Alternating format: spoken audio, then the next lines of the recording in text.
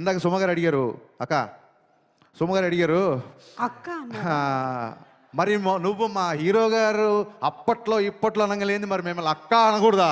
ఏమండి, మనం మర్చిపోతాం ఏమన్నా?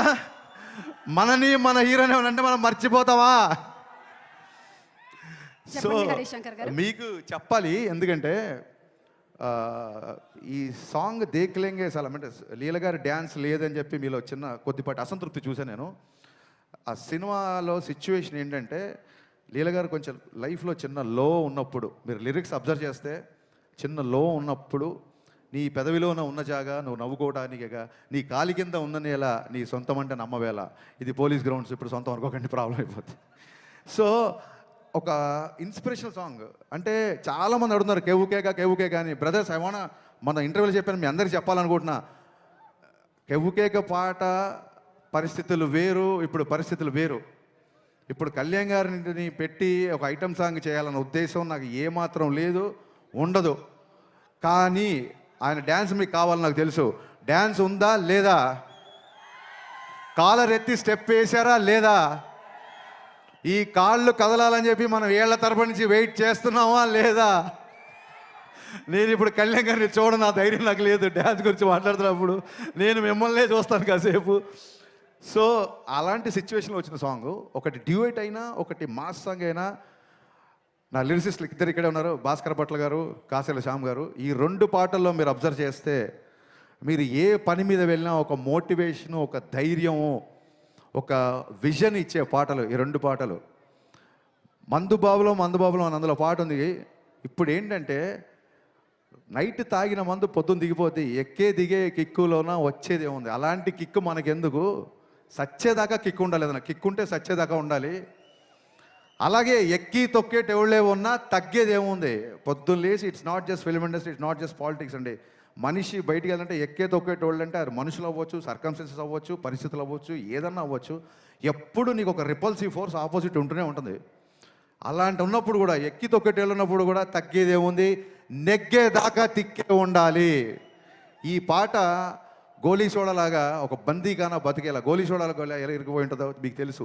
సఫకేటింగ్ లైఫ్ వద్దు, లిబరేషన్ సాంగ్. ఇది ఒక మోటివేషన్ ఇచ్చే లిరిక్స్. ఈ రెండు పాటలో కళ్యాణ్ గారు డ్యాన్స్ చేసింది ఊరికే తమాషాగా డ్యాన్స్ కాదని, డెఫినెట్గా మనకు నచ్చిన గ్రేస్ మూమెంట్ చేసినా సరే.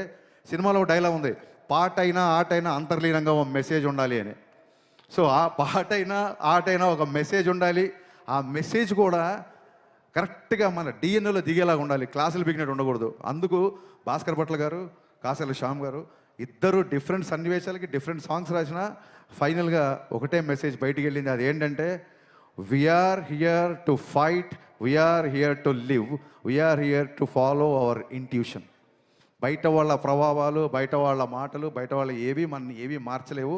మీదే విజను, మీదే లైఫ్, మీదే అని ఈ స్ఫూర్తినిచ్చే పాటలు. వాళ్ళిద్దరికి ఒకటే మాట చెప్పా, ఇద్దరి లిరిసిస్టులకు నేను చెప్పింది ఒకటే సార్. నేను ఎప్పుడు లోలో ఉన్నప్పుడు వేటూరి గారిది పాట వింటా, మా ఊపిరి నిప్పుల ఉప్పెన, మా ఊహలు కత్తుల వంతెన, మా దెబ్బకు దిక్కడు విల్లటిల్లిపోయే రంపంపం. ఆ సాంగ్ ఎప్పుడు వింటుంటా.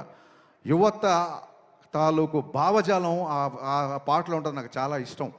అలాగే ముందుకెళ్ళే వాళ్ళు, కాస్త ఫెయిల్యూర్లో ఉన్నవాళ్ళు, లేకపోతే చాలా హై గోల్స్ పెట్టుకున్న వాళ్ళు, నేడేరా నీకు నేస్తము, రేపే లేదు, నిన్నంటే నిండు సున్నరా రానే రాదు. ఇవే వేటూరు గారు రాసిన ఈ పదాలే వాళ్ళకి చెప్పాను, దాని నుంచి వచ్చిన ఈ పాటలు. సో హోప్ యూ అండర్స్టాండ్ అండి. శ్రీలీల గారు డ్యాన్స్ చూసుకోవాల్సిన వాళ్ళు ఇమ్మీడియట్గా ఇంటికి వెళ్ళి యూట్యూబ్ ఓపెన్ చేయండి, బోల్డ్ పాటలు ఉన్నాయి. కళ్యాణ్ గారు డ్యాన్స్ చూసుకోవాల్సిన వాళ్ళు మార్చి 19న ఖచ్చితంగా సినిమాకి రండి. కళ్యాణ్ గారి డ్యాన్స్ చూడడానికే దేక్లేంగే చాలా పెట్టాము, దాని వెనకాల అంతరార్థం ఇది. ఇకపోతే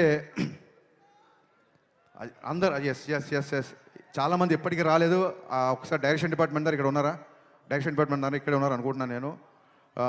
ఇప్పటికీ ఇంకా నేనన్నా ఒక పని అప్పచెప్పి ఒక పావు గంట పడుకుంటున్నా కానీ ఒక 3 రోజుల నుంచి పడుకోకుండా నా డిపార్ట్మెంట్ అంతా పనిచేస్తున్నారు. ముఖ్యంగా అఖిల్, రవి, మీ ఇద్దరు నాకు కుడి భుజం ఎడమ భుజంలో ఉన్నారు. Thank you so much. దగ్గరలో ఉంటే టైం వేస్ట్ చేయకుండా స్టేజ్ మీదకి రండి.